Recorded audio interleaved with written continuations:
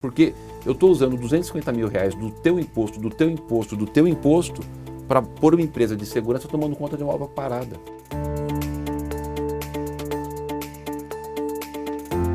Problemas sociais, questão do Bolsa Família e de moradia, Cracolândia, enfim, a gente falou de vários assuntos que eu queria pegar esse gancho para a gente falar do déficit habitacional que a cidade de São Paulo tem. Dados da própria prefeitura, né, em torno de 369 mil domicílios esse déficit, mas tem estudos que falam que pode chegar a 1 milhão em 2030, por exemplo. Hoje, inclusive, o senhor saindo daqui vai assinar um acordo aí de uma liberação de dinheiro, enfim, junto com o governo do estado, justamente para a questão habitacional. Como que está para resolver esse problema habitacional na cidade de São Paulo, que tem ligação direta, por exemplo, com a Cracolândia, que muita gente em situação de rua acaba indo para as drogas, enfim, então as duas coisas são conectadas. Como atacar esse problema da falta de moradia na maior cidade do país? Gil, eu vou separar um tema muito importante, a questão da habitação e a questão da Cracolândia. Da habitação, como enfrentar isso? Nós estamos fazendo o maior programa habitacional da história da cidade de São Paulo. Então, o que a gente fez primeiro, né? No começo da nossa conversa aqui, era como é que era o meu jeito de fazer a gestão.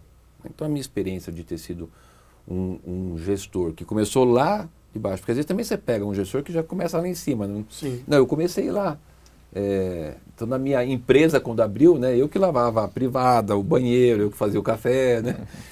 E quando eu tinha um jornal, chamava Jornal Radiação, naquela época era Pestap, né? Eu que fazia o Pestap, tinha o jornalista trabalhava junto, mas eu pegava aquilo, corria lá para rodar na Folha, aí rodava durante a noite, aí de manhãzinha eu pegava o jornal para eu distribuir, e depois era a parte mais difícil, Luciano, eu quero pegar o recibo para receber os anúncios, né? Eu ficava muito bravo quando eu ia lá, sei lá, R$200, né? Chegava lá num açougue, olha, fez um anúncio no meu jornal, passa a semana que vem, né? Então...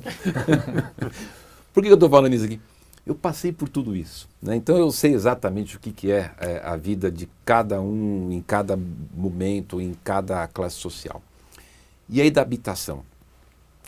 Pegar a gestão que ficou entre 2013 e 2016, muito discurso da habitação, muito discurso. E era um governo que estava alinhado com o governo federal, com outro discurso, com programa habitacional, com nome famoso, com slogan, né? Casinha. Entregou 5.500 unidades habitacionais entre 2013 e 2016. 5.500. Você foi a Minha Casa Minha Vida. Eu, mesmo com o que a gente comentou aqui, a questão da pandemia, aquela coisa toda, eu já entreguei 5.962 chaves na mão das pessoas. Estou hoje, simultaneamente, em construção de 18.200 unidades habitacionais. Criamos o programa Pode Entrar, que é revolucionário, mudou o marco regulatório habitacional aqui da cidade. Nós vamos adquirir 45 mil unidades do privado para atender o déficit habitacional. Temos assinado a PPP da habitação de 22 mil unidades habitacionais por PPP. E qual que é o prazo de entrega desses projetos, por exemplo, dessas unidades? Qual que é o tempo? Como a população pode esperar para tentar ajudar a resolver esse problema? 5.962 já estou morando, está entregue. 18.200, isso no ano que vem, né, algumas eu vou estar entregando agora, é o prazo de entregar. Uma construção em torno de 24 meses, né, depois que ela inicia. As 45 mil unidades do Pode Entrar, é uma inovação a questão do Pode Entrar, né? Acho que o perfil aqui das pessoas, acho importante eu colocar. O que a gente fez? Eu mandei um projeto de lei para a Câmara, o prefeito Bruno Covas já tinha feito um desenho do Pode Entrar, tinha feito um decreto, mas a gente resolveu fazer uma lei para poder tornar isso uma política pública e com uma solidez jurídica melhor. E o que diz o Pode Entrar? Entre tantos aspectos, mas o ponto que interessa é de que ao invés de eu pegar, Gil, e falar o seguinte, eu quero pegar um terreno seu, desapropriar, para eu fazer um projeto, para eu fazer, né, demorar esse tempo todo, eu vou chegar e falar assim, mercado, quem quer me vender 45 unidades que eu compro do privado, que ele tem mais agilidade, e aí eu pego essas unidades e ponho na minha lista de oferta habitacional, né? Muito rapidinho, vamos supor que você tem um terreno, eu falo assim, olha, eu quero pegar o terreno do Gil, eu falo o seguinte, seu terreno vale 1 milhão, aí você vai falar, não, vale 2, e a gente vai ficar na justiça, aí o juiz vai dizer, 1 ano, 1 ano e meio, talvez até 2 anos. Conseguiu o imóvel, o terreno, aí eu vou listar o projeto. Aí eu licito o projeto, o Tribunal de Contas para, o segundo concorrente para 1 ano, 2 anos. Consegui o projeto, eu vou licitar a obra. Aí o Tribunal de Contas para, 2 anos, 6 anos no mínimo. Hoje não, hoje eu solto o edital, você é uma empresa de construção, eu falo o seguinte, eu quero apartamento de 40 metros quadrados, avaliação da Caixa, pago até R$210 mil, nos eixos de estruturação, onde é serviço de transporte preferencialmente, você fala, tá bom, eu cobro 200 mil, 180 mil, sei lá quanto, eu vou e te pago, você constrói, agiliza. Então, essas ações são importantes porque a gente tem que ter a gestão mais efetiva, uma gestão de resultado que diminui o tempo de execução, a sua pergunta foi o tempo, mas também eu diminuo a questão da problemática de prazo para atender. Das 45 unidades do Pode Entrar, como é que eu expliquei agora qual que é o conceito do Pode Entrar? Eu lancei um edital em julho do ano passado, 2022, para adquirir 45 mil unidades. Essas 45 mil unidades divididas entre 40 mil em projeto, que a pessoa já tivesse o projeto, né, que ela ia construir e me entregar em 18 meses, e 5 mil unidades prontas. Então, das 45, 40 mil projetos, 5 prontas. Julho do ano passado, Tribunal de Contas para. Bom, chegamos ao, talvez, um dos pontos mais fulcrais aqui da entrevista, esse entreveiro que o senhor tem vivido um pouco com o Tribunal de Contas. Se o senhor puder continuar falando a respeito dessa, mas talvez para explicar para o leitor e para o nosso espectador que há uma disputa muito grande. Hoje São Paulo tem talvez um dos maiores caixas entre as cidades brasileiras, são 16 bilhões de reais em potenciais investimentos que hoje, cujos editais estão sendo muito disputados judicialmente e com o tribunal, né? Se o senhor puder terminar de falar sobre esse específico, que a gente poder entrar nesse tema, seria interessante de explorar. Então vamos lá. Pode Entrar. Lanço em julho de 2022 para comprar 45 mil unidades. Lembrando aqui, 40 mil em projeto, 5 mil prontas.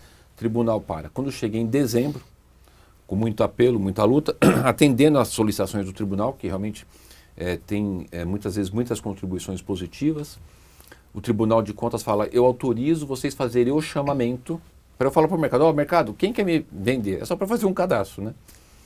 O chamamento para as 40 mil unidades em projeto.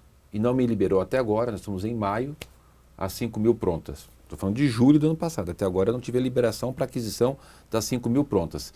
E fazendo um parênteses, eu tenho 12 mil casas que estão em área de risco R4, eu tenho 22 mil famílias que estão no auxílio aluguel, eu tenho 1.500 mulheres vítimas de violência que estão no auxílio aluguel lá de direitos humanos, portanto eu tenho a demanda, né, mais do que justificada para poder ter, mas enfim, é preciso ter essa transparência também quais são as dificuldades, né? Mas o que o senhor acha? Falta que poderia ajudar, de repente, uma articulação política maior? O que poderia ajudar a resolver esse problema? Porque do lado do Tribunal de Contas do município, eles falam que é o papel deles, defendem o papel deles, e que tem um papel importante, mas ao mesmo tempo fica moroso esse tempo e leva muito tempo. O que poderia ser feito também do lado da prefeitura? Talvez sentar antes e conversar? Tem uma solução que poderia ser um pouco mais rápida e célere? Gil, eu queria perguntar para as pessoas se é razoável, se existe razoabilidade entre o Tribunal de Contas em julho de 2022 me parar para eu perguntar para o mercado qual empresa quer me vender 5 mil unidades prontas nesses parâmetros. Nós estamos em maio de 23. Então eu não estou questionando se o tribunal está parando. Eu acho que tem que... Eu estou aqui agora com você, eu não sei quanto é que a saúde está pagando numa seringa lá, numa aspirina. Eu não sei quanto é que a educação está pagando num lápis. Os órgãos de controle são fundamentais até para a minha proteção. O que eu estou falando é o seguinte, que o tempo não pode demorar. Você imagine se a gente marcasse essa entrevista para daqui a 6 meses, o tema já estava... A vida anda.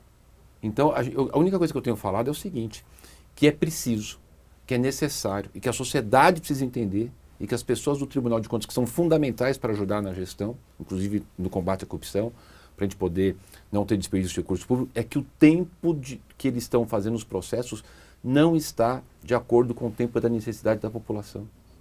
Aliás, não precisava nem falar, está óbvio, né? Eu só estou reenfatizando. É óbvio, não é plausível. E não é só o Tribunal de Contas, o Tribunal de Justiça de São Paulo. Pegar um caso concreto, Ponte Pirituba-Lapa. Dia 9 de abril de 2023, portanto agora, mês passado, completaram 3 anos que, por uma ação do Ministério Público, o tribunal paralisou a obra da Ponte Pirituba-Lapa. Já era para estar pronta. Já era para estar milhares de pessoas fazendo uso dessa obra importante. Eu não estou falando que não tenha que parar, que olhar, que questionar. Eu estou falando o seguinte, o tempo só.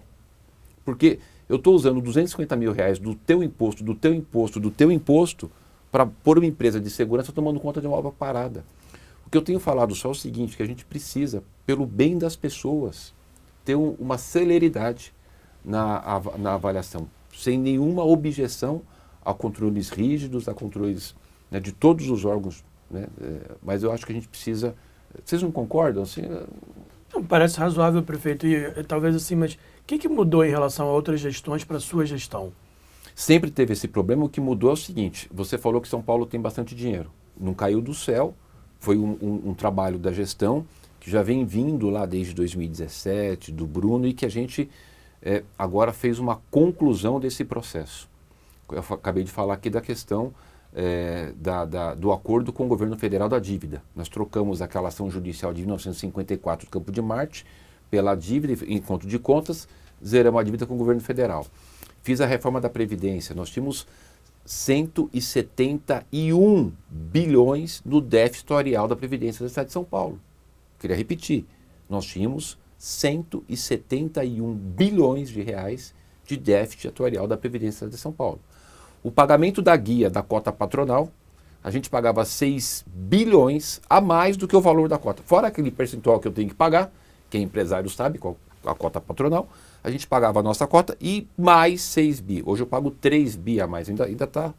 Eu estou fazendo outras ações, vou criar o fundo para a gente poder resolver isso até 2035. Bom, a gente colocou um outro cenário na cidade, né?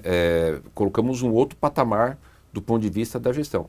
A Fitness, que é a agência que faz a classificação de risco e de avaliação de todos os entes do mundo, né? Classifica a cidade de São Paulo. Agora nós conseguimos a classificação de AAA. Alto grau de investimento, baixo grau de endividamento. A gente tem uma comparação. Encontrei outro dia o prefeito de Miami num evento em Buenos Aires, conversava com ele, e ele me contava que Miami é AA. Então a gente está melhor do que Miami. É orgulho para a gente. Então tem dinheiro no caixa porque a gente fez a lição de casa. Acabei com o LURB, peguei o contrato do lixo, pus na agência reguladora, fiz a reforma da Previdência, reduzimos custos, fizemos a renegociação da dívida, colocamos a cidade, fizemos a gestão, fizemos a lição de casa. Ontem eu recebi o governador Zema, que fez a mesma coisa lá em Minas Gerais. Você imagina eu e o Zema conversando, cabeça igual, peso igual, né? E comendo pão de queijo e, assim, de você fazer a gestão de resultado, né? Então, hoje está lá, a cidade tem recurso, tem projeto, tem planejamento. E a tua pergunta, por que está acontecendo? Porque hoje eu tenho 11,5 bilhões de investimento com dinheiro nosso para fazer na cidade. Então, quando eu tenho muito mais obras para fazer, evidentemente, você tem muito mais ações para poderem serem fiscalizadas, questionadas. E tem que fiscalizar, tá? A única coisa que eu falo é o tempo, só isso. Precisa ser mais rápido. Fiscaliza, olha, chama, dá contribuição. Dão muitas contribuições. Eu tive uma contribuição enorme quando fiz agora a concessão dos cemitérios. O Tribunal de Contas deu muitas sugestões que se somaram ao edital e que melhoraram a qualidade do edital. Sempre tem boas contribuições, sempre tem bons técnicos, tem bons conselheiros. Agora, o tempo, eles precisam entender que não dá para demorar tanto.